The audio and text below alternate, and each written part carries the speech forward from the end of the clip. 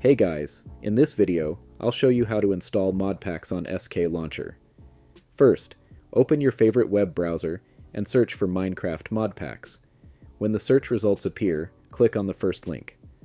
Don't worry, I'll also include the link in the video description for easy access.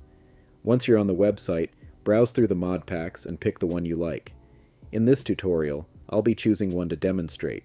When you've found it, click Download. If the download doesn't start automatically, just click Try Again. After the download is complete, open SKlauncher.